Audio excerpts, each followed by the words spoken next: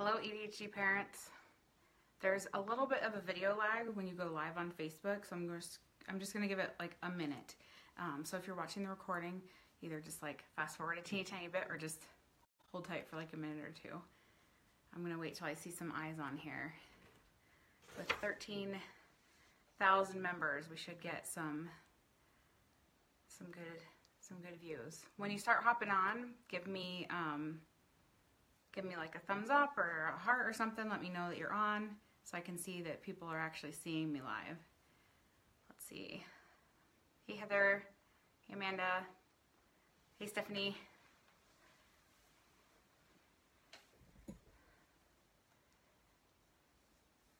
All right, and this can be interactive too.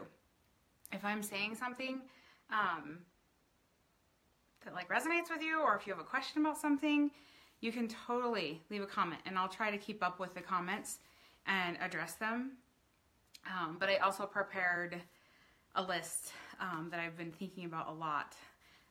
Someone posed the question, what do you wish your parents would have done differently? Or what do you wish they would have known? And that is a really good question. I think that my ADHD and my struggle with it completely changed my childhood, and I feel like sometimes I was robbed of my childhood because of it.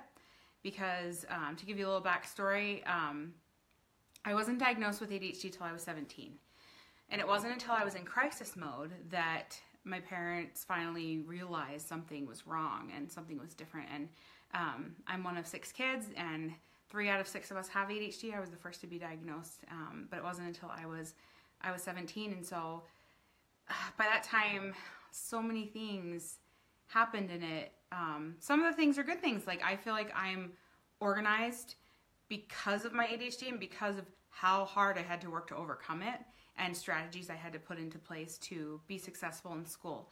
I learned how I needed to learn and study, and but there were so many things emotionally that were affected that it greatly impacts what I do for my boys and their ADHD. I have 2 boys with ADHD. One has oppositional defiance disorder, and the other one also has anxiety and depression, which are common to go hand in hand with ADHD. So I think the number one thing that I would say I wish my parents would have done differently is, hey Abby, I really wish they wouldn't have punished me for things that I couldn't control. Don't confuse the difference between punishment and consequences. I told my son the other morning, you should wear a coat. You should put a coat on before we leave. He didn't. Instead of punishing him for being disobedient, his natural consequence was that when we were waiting outside REI for it to open up, he was cold. And that was punishment enough. I got in trouble all the time. I felt like I was getting in trouble all the time. I remember sitting at church in primary, and as I was taking the sacrament as a kid, I would pray to Heavenly Father that I could be good and that I could stop getting in trouble and to just do what I'm supposed to be doing.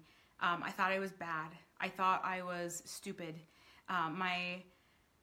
My self-esteem was so bad because I was just always getting in trouble. And even if it wasn't necessarily in trouble, I'm very sensitive. And even as a kid, if they would just like look at me sternly or say my name a certain way, I would zone out. I have inattentive ADHD, and I would zone out, and they would like, my teachers too would like snap in my face or like say, Brielle.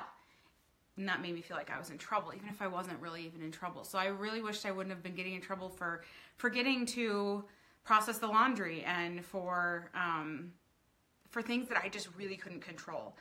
And like I said, there's a difference between natural consequences or logical consequences and being punished for things. I wish my parents would have gotten me help sooner. It would have completely changed my relationship with my family, my self-esteem, just my path I would have chosen, my friend, like everything. It affected everything. I didn't get help with my ADHD until I was in crisis mode, meaning I had planned to take my own life. I think when people think of ADHD, they think of oh, it's affecting their schoolwork. Or they're a little odd because they say things that are a little weird sometimes. Or they struggle with friends maybe. But life felt so hard. I felt like I was failing at everything. Which from the outside view looking in, I came from a wonderful family. I had loving parents. I was very talented musically. My grades were okay, but I was drowning. And I think that's why I'm so passionate about the whole medication thing. I don't judge parents who don't medicate, but for me, it saved my life. I wouldn't be here if they hadn't gotten me the help that I needed. Back then, they didn't really know what ADHD was. I think sometimes my parents thought I was just depressed, and they thought I was depressed because I was overweight. But in actuality, I was overweight because my ADHD was being wasn't being treated, so I was self-medicating with food. One of the things that I wish that they would have known was that I was binging I started binging in the 3rd grade. Binge eating. I'm not talking about overeating. I'm talking full-on binge eating as a child. And so in order, they saw me gaining weight, and they saw me just kind of, I think they saw themselves in me because they struggle with their weight and their health. And so they pushed diets on me, and that's something I wish they would have done differently. I wish they would have just focused on themselves. If they would have focused on themselves, I feel like I would have thrived, and I would have just led by their example. And that's actually what prompted me to start my own health and fitness journey and release 82 pounds over the course of 3 years. And I wish they would have just focused on themselves, on their own health. I wish they would have lived by example. I wish they would have complimented me more. ADHD children are very sensitive, and they need extra affirmations, because even to the point where when my parents would compliment one of my siblings, I felt like that was them saying I wasn't that. Like, oh, thank you for being such a good helper, Janae. Well, that means Brielle isn't a good helper. That was my reality. So you just have to be aware that I just wanted to be understood so much. I felt like my parents didn't know me. I felt like I was an outcast in my family. And so just compliments more. I wish they would have talked to me about anxiety and depression and mental health, and taught me that it's normal and you're supposed to go to a doctor for that and you're supposed to talk about it. And I wish they would have listened more and talked to me one-on-one more. I felt kind of like a number, and I felt like they didn't know me. That's why if you read the pinned video in this group, I talk about talk time, and I talk about the journal that my sons and I do back and forth. That is something that I needed as a kid, and I really wish that I would have had, which is why I do it with my boys. I think just also realizing that adults with anxiety, it goes back to childhood. You don't just wake up and have anxiety. It's because you never learned as a child to deal with those feelings and to process those things. And there's tools that you can use. And I'm a lot better than I used to be about handling my anxiety. It used to be bad enough that I wouldn't drive further than 30 minutes away from my house by myself. And tomorrow I'm going to be driving with all 3 of my kids by myself to Utah. And that's 9 hours, and I'll be okay. But that wasn't even in the realm of possibilities a little over 2 years ago for me. I wish they would have stopped comparing me to my siblings. When you are one of 5 girls, and I have 1 brother, they're perfect. They're marathon runners and super skinny. And they were cheerleaders, and they were in National Honor Society. And I was just trying to keep my head above water. And I felt like I was being compared to them all the time. And you have to remember, that was my reality. That was my perception as a child. That was my reality. I don't want you to think that I had like the worst parents in the world. I wish my parents would have fueled my passions. It wasn't until I was a lot older and they wanted to get my younger sister voice lessons that they kind of put me in voice lessons because they felt like they had to. And I even paid for my own flute lessons. And I feel like if you have a child that already struggles with self-esteem, and that is going to be the case if you have ADHD, because you're going to realize that you're different and things are going to be harder for you, certain things. You need to have your kids flourishing in the things that they are good at and passionate about. Music was my thing. And it wasn't until later, then, especially as I was treated for my ADHD, that I was able to just flourish and do so much better. And so if my kids are into something, I roll with it. They're into chess. Okay, sure. We play chess. I don't even like to play chess. If your kid is into rocks and minerals or anything, and they'll probably flip-flop. I am a hobby collector, but that doesn't mean I'm failing at these things. It just means that if you are interested in something with ADHD, it's a gift to where you can hyper-focus on that and you can excel and thrive. Some of the greatest CEOs in the United States have ADHD. I wished my parents would have used the tips from my pinned video. Our TV was on all the time. I even sat in front of the TV to do my homework. That is awful for kids with ADHD. They had no idea. It would take me hours and hours and hours of studying and to get my homework done. And it was exhausting. And I'm sure they were exhausted, but I was exhausted with it too. I wish they understood me more. One of the things they would talk about and I would get in trouble about is, I'm going to show you guys, this is how much I love you. I still do it. My husband probably caught me doing it today. I just actually learned through another administrator in this group that it's a tick that I do, and I play with my ear. Weird, right? And I've done that since I was even a baby, actually. I used to suck my fingers too, but I broke that habit. But I can control it, but then sometimes I feel like I can't control it. I got a little flustered during singing time today when I was teaching in primary, and I went to reach up to do it, but instead I tucked my hair behind my ear. And I had to really resist, and it's ooh, I just want to do it, because you feel almost a breath of fresh air, a sigh, or a weight is released, and that is an actual coping technique, and it's not a bad thing. And so I understand wanting to, they didn't want me to be weird. And it was probably super annoying to hear that clicking sound as we're driving and stuff, but it was a calming technique, a coping mechanism, and to understand it and to maybe redirect me and say, there's this relaxation video that you can do, and you can learn how to bring yourself through this on your own to get the same result, or just deep breathing or tapping exercises. There's so many things that you can do, and so just instead of ridiculing them for something that they probably are already self-conscious about and trying to break them of the habit, understand maybe why they're doing it and see if it matters. Does it really matter if I do that? I'm 31. I don't think I'm going to lose friends over that. So, and I was able to not do it in public as much, but it's a lot harder at home. Just like kids keep it together with ADHD when they're at school, and then when they come home, they're like, wow. So similar thing.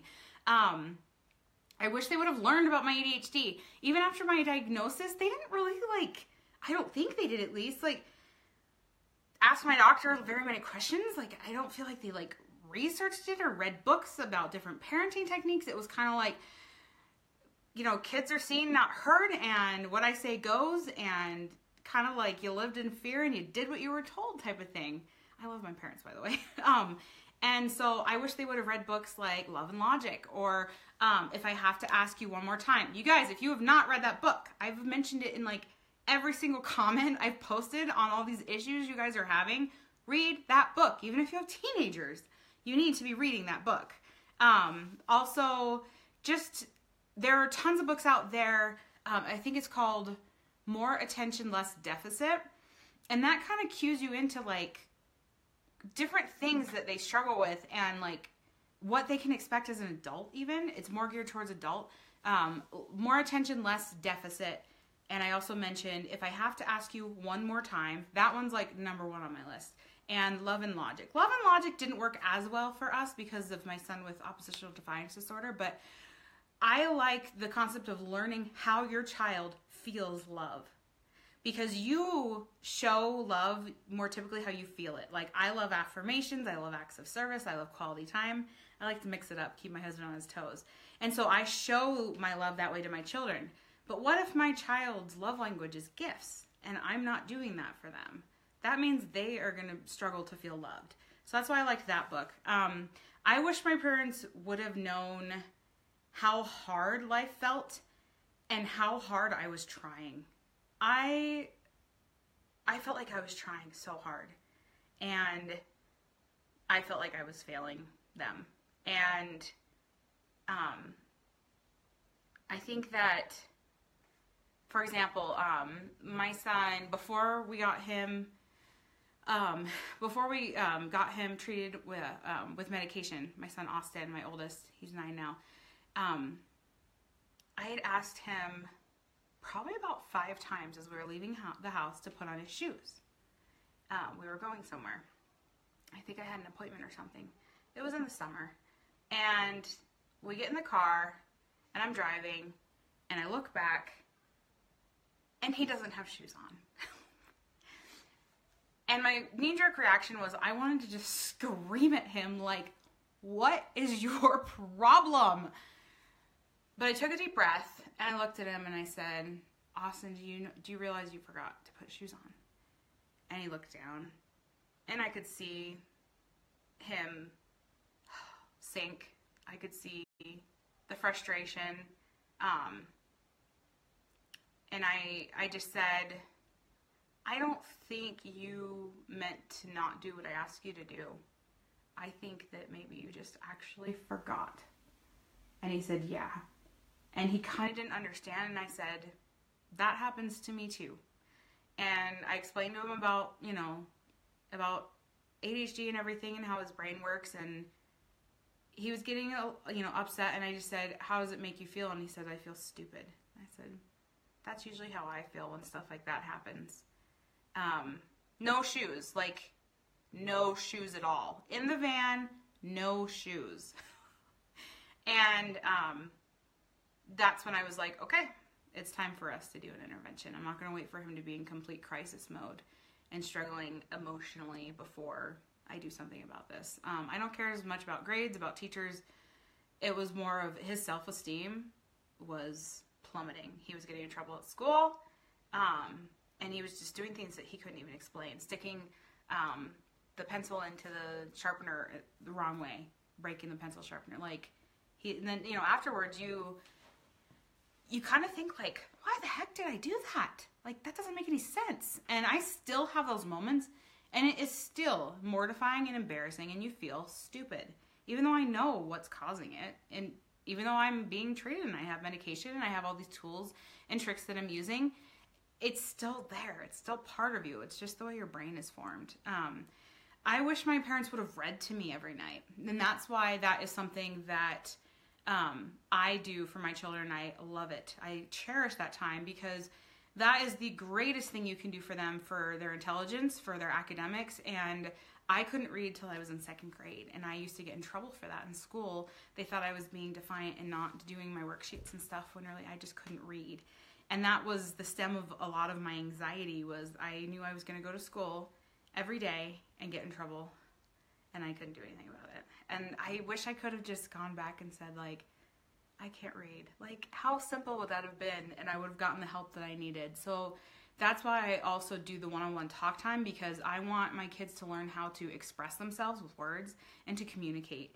And so my son and I still do notes back and forth and pictures to express how they're feeling and to try to be understood. I want to just understand them. Because I remember just feeling like, nobody understands me, nobody knows me. And that is a horrible feeling. It's a lonely feeling. And I thought it wouldn't matter if I just disappeared. I thought my family would be better off without me. I was thinking, well, they've got 4 other girls that are gorgeous and beautiful and can give them grandbabies, and my brother, you know. So it's horrible and sad, but that is how I felt. I wish my parents would have been more flexible with chores. I believe that everybody in the household should contribute. But what does it matter what chores you actually do? Like, I hate doing dishes. As an adult even. And I think part of it stems from the fact that I had to do that, like, all the time at home. I hate the sensation of it. I hate the sound of the dishes clinking together. I hate the smell. I hate the gross food. And I feel like I'm being punished for taking care of my family. I make them dinner every night. Every night. And, well, like, dishes are disgusting. I don't mind putting them away as much as just doing the dishes. And it's also, like, accumulations of everyone's, like, dishes they've used throughout the day. They're just sitting in the sink. It's just gross. I don't like it. I'm not going to, like, make my kids do something that they absolutely hate. I believe that, yes, they need to learn how to do hard things. But also, who cares what chores they do? So we're always tweaking our contributions for our kids and for our chores. So my son recently was just like, I want more responsibility. And my initial reaction was, well, you like already struggled doing the stuff I already want you to do. But he said, then he was able to explain to me just kind of how it makes him feel when he does certain things. And I was like, oh, well, I'd be happy to take over the cat litter for you because it doesn't bother me that much. And it was really bothering him. So now instead, I pick 2 chores that I want him to do, and then he picks 1. So for example, I'll say, do you want to put away all the groceries that I got? Or would you like to clear and wipe the counters in the kitchen? And then he will pick. So then he feels like he has some control over his life, and he's really contributing, and it's an actual real chore, not something like dusting or that makes them feel like they're not actually contributing to the family. And just being flexible with chores. If you have a kid who absolutely hates something and you're fighting on them every day, why not sit down and have them come up with their own chores? I mean, be a little flexible. I think sometimes we feel disrespected as parents if they're not doing exactly what we ask them to do. But, I mean, does it really matter? If it's going to build their self-esteem and you're going to get something accomplished that you need help with anyway, it's been super useful for me to be able to ask him, like, can you clean up your sister's room with her? Or can you sweep the kitchen? Like, I don't care as long as he's contributing. And so that's why I like the book. If I have to ask you one more time, and because it talks about that, creating systems for success. And these systems work for any child, not just ADHD children. So that's why I also believe in the whole very heavily like consequences versus punishment. I don't take away tech time anymore. It's more like tech is earned once you complete the tasks you're supposed to do. It's scheduled in. I don't just take it away as a punishment because he punched someone in the face at recess.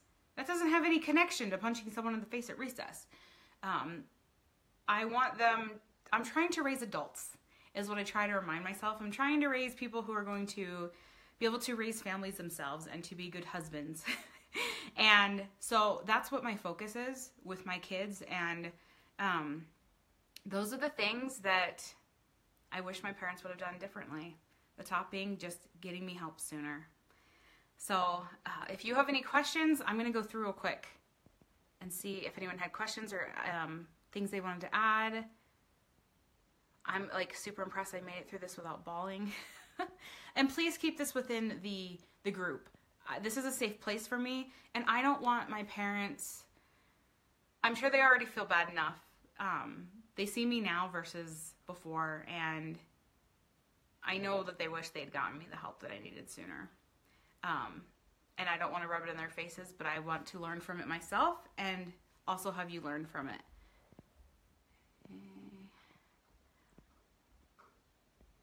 Yes, natural consequences are just, they just make more sense. And then kids are more likely to actually accept them because I lay them out before it even happens. Yes, so I have 3 children. Austin is 9. He has ADHD and oppositional defiance disorder. Bennett is 6. He has ADHD, anxiety, and depression. And then Junie is 3. She's a Spitfire, and I have no idea. Whatever. If she has it, she has it. We'll just deal with it. I wish my parents would have coaxed my doctor into a diagnosis when I was a kid. I thought I was stupid and lazy, and it ruined my self-esteem. Yeah, I thought I was stupid and lazy. I just had to work harder or study longer. I just thought I was totally dumb. Yeah, I was afraid I wasn't going to be able to get into college or graduate. My parents made me feel like I wasn't going to be able to hack it in college. I was fine. I graduated with like a 3.5. I wish my daughter would be willing to take medication. It depends on how old she is, but I feel like if you did read the book I'm talking about, you could make that happen without it becoming a battle. And I'm not saying the first time you implemented the strategies it would work out the way you want it to, but you can do it without punishing her. And also finding the right fit is really key, because if a medicine is making a child feel bad, then it's not the right medicine for them. And if you've tried millions of medications and it's not working, then you might need to go back to the drawing board and see if this is really even ADHD, because there are things that mimic it. They could have sleep apnea. They could have a tumor. There's things that it could be that instead. I know I have a few friends who have that are bipolar and also have ADHD. If you're just treating ADHD but not the bipolar, bad combination. So if you've tried everything with the medication and it's not working, go back to the drawing board. You need to maybe see a neurologist or a specialist to see if this is what they originally had thought, because it could be something else. Your brain either is ADHD or it's not. They also have genetic testing you can do to get done, so to see which medications could fit better. Let's see. Oh, thank you, Jennifer. You guys are so nice. I already mentioned all the books. I don't know the authors. You kidding? If you guys Google those on Amazon, they're going to pop up. And I've commented with them in the group a ton. 5 Love Languages, or not 5 Love Languages, Love and Logic. Love and Logic, if I have to ask you one more time, and I listen to it on Audible, because I'd have to read a book so many times to actually absorb the information, but I can keep my hands busy, and that is a really good learning tool for me. And then more attention, less deficit was the other one I had mentioned. Yeah, no shoes are the wrong kind of shoe.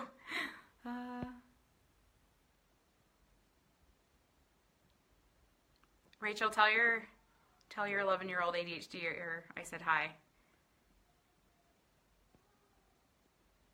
Consequences in a positive way. Laura, that is a really good question. So for us, what we did is we had a family meeting.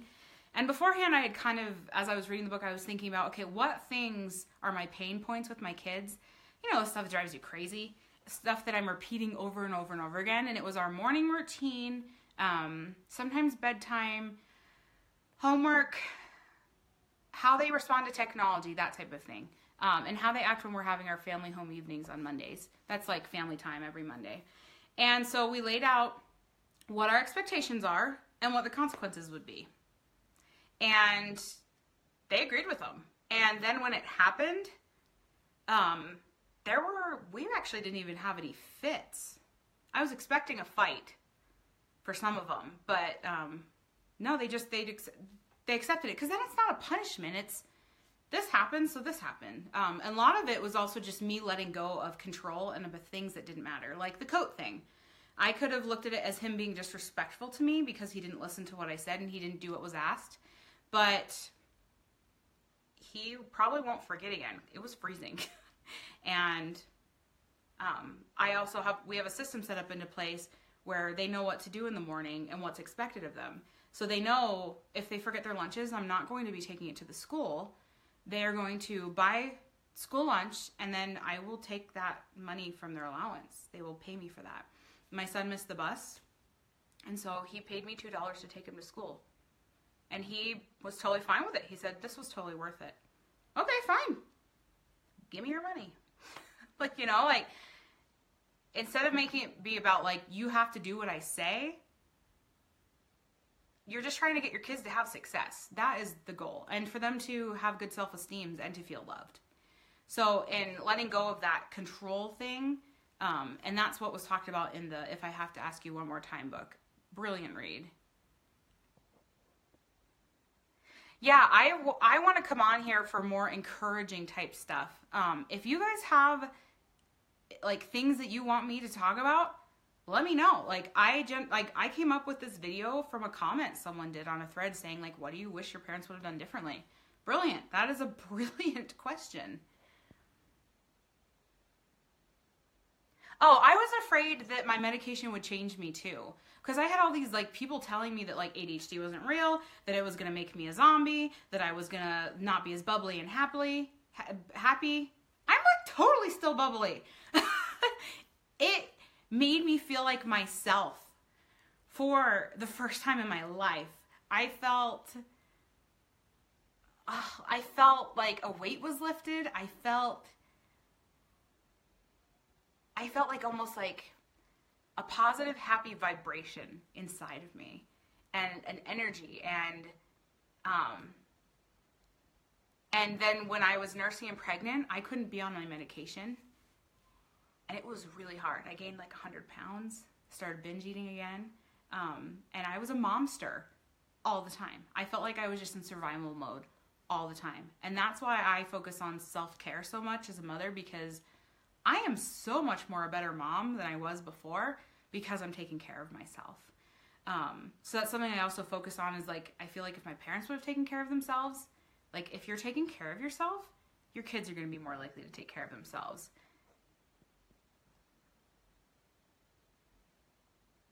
I didn't get medicated till I was 17, and it's just luck of the draw. You go in, you talk about what's going on. If you have anxiety, it's more likely you're going to have success with a non-stimulant, which is hard because the gut reaction of a lot of doctors is like, oh, a stimulant, because that has the correct effect on the brain. But if you have anxiety and you have a stimulant, sometimes that can make the anxiety worse.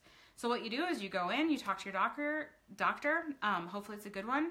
It helps sometimes to get multiple opinions. It's not an easy process. Talk to your pediatrician. You can be referred to a specialist. We actually go to an ADHD specialist in town, or a child psychologist, and you try a medication. And if it doesn't work and you've given it a good shot, you try something else.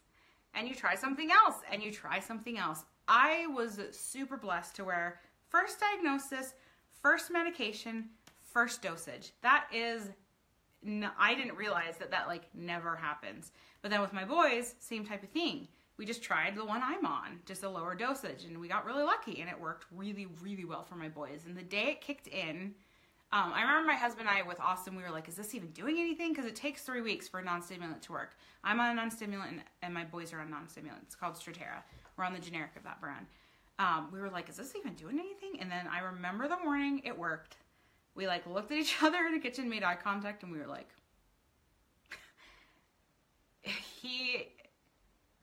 it was like he wasn't angry all the time anymore. And he was still his funny, quirky little weird self, but without the pain. And I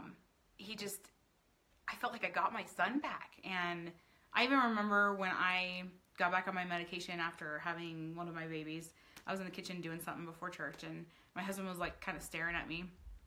And I like looked at him like, what? And he came over and he gave him a hug and a kiss, and he said, welcome back. And I think that's when I decided that it didn't matter what people thought about medication or mental health or the stigma with it, that this was something that I needed, and I wasn't going to let my fear of what other people thought keep me from being happy and living my life and thriving with my little family.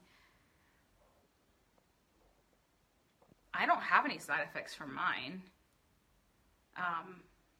I don't have any side effects. I mean, I can get sick of my stomach if I don't take it with food. I still sometimes struggle with focus. And so I do use some things, some products for that. It is hard to know. It's hard to know. And even like with my testimony of like my story and medicating, that first step of making that choice was heart-wrenching and hard, and you just so much doubt. Oh, it's just so hard. Oh,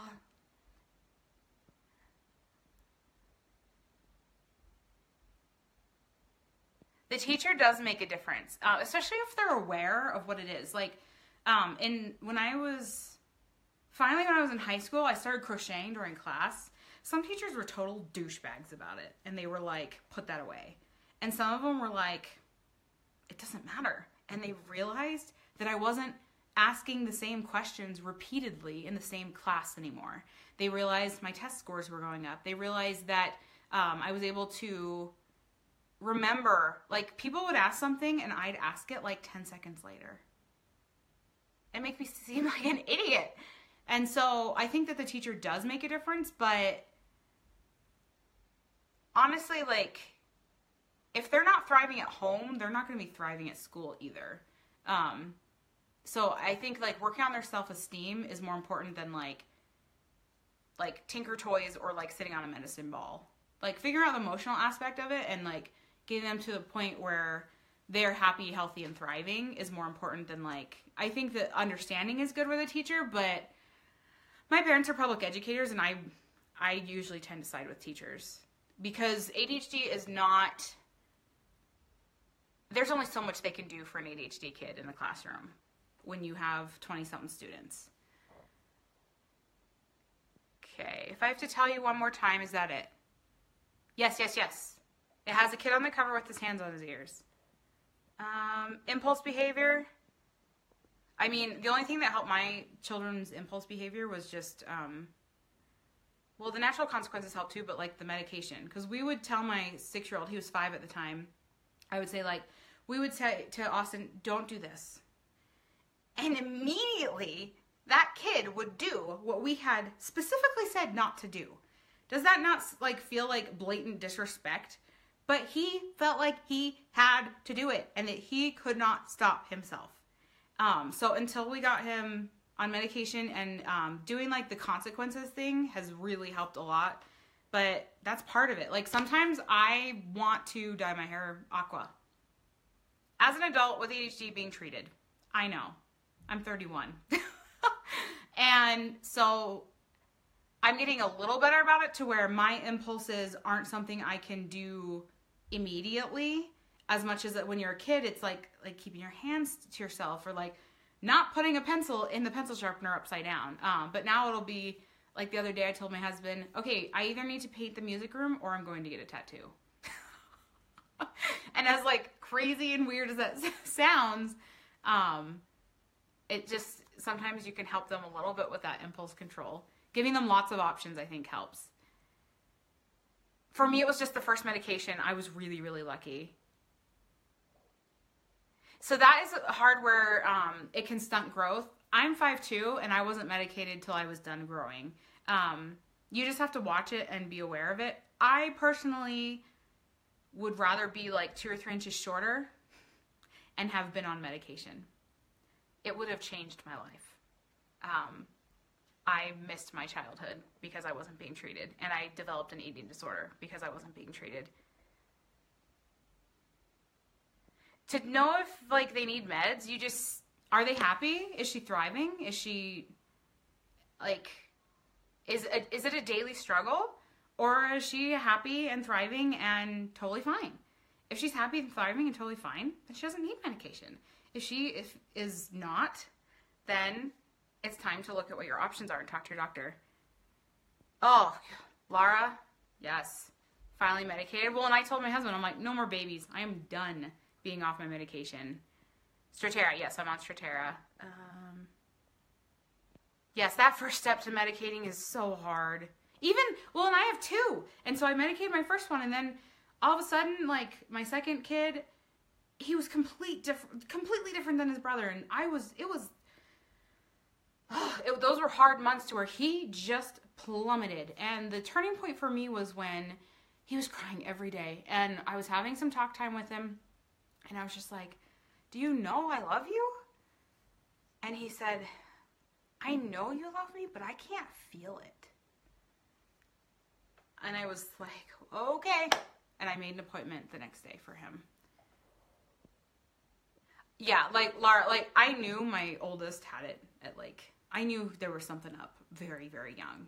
But it wasn't until he was really struggling in school, and it was a battle with self-esteem, and I should have done it sooner, looking back. It probably got worse than it should have even, but it was just scary and unknown for us. But my 11-year-old son has failed every medication. Every medication has been so hard. He's failing every class in school. It's super hard. I mean, there are other little things you can try. Like, if he's failing every class, at that point, he needs a 504, he needs an IEP, and he might need to be pulled for special education. And I know that no parent wants to be told that, but that doesn't mean they're stupid. I probably should have been pulled for special education, and I have a thriving business, and I'm the administrator of a group that has like 13,000 people, and I consider myself a successful adult. I graduated college, but intervention does not mean that they're stupid. So if they're really struggling that much, something has to change. There needs to be more intervention. So I don't want this video to get super, super long. Okay, like if you've been fighting for an IEP for years, okay, you need an official diagnosis from the doctor, and then you need to go in and be an advocate. You just don't take no for an answer. They legally have to give him an IEP and a 504 if he has a specific diagnosis. So yeah, so my kids only one of them has a 504 but not an IEP. And that's like a whole different subject. You can search in the group. You guys, if there's a topic, search in the group. We've probably already talked about it. And I've even done videos about like a ton of different things. So you can message me with topic ideas if you've looked and you haven't seen. But IEP 504, I think there's even in the file section, we have like how to make those things happen. That's all I can think about for the actual topic that I planned for today. But if you search in the group and you have a topic that you want me to cover or talk about, search in the group, see if I've already done it, or if somebody else has mentioned it, and read through the comments and see if that helps you. And if not, shoot me a message. I'll be more likely to actually see it if it's a message, because it's hard for me to keep up with this group, because I also run my own health and fitness groups. So thanks, Abby. Post it for the 504. Yeah, I love doing videos like this for you guys. I want to be able to add as much value to you as I can. I want this group to be a resource and to be a community. And so let me know the things you need me to talk about. If you haven't watched my other videos, you can search my name, Brielle Kennington, in the search bar, and all my videos should come up, including the pinned one in the group, which is a requirement for you to be in this group, by the way. And with 13,000 people, there should be more than 7,000 views on that sucker. So that means about half of you haven't watched it yet. So watch that video, and I just want to hear from you. And thank you just so much for your support and for being warriors and advocates for your children. You're doing a good job. You're doing better than you think you are.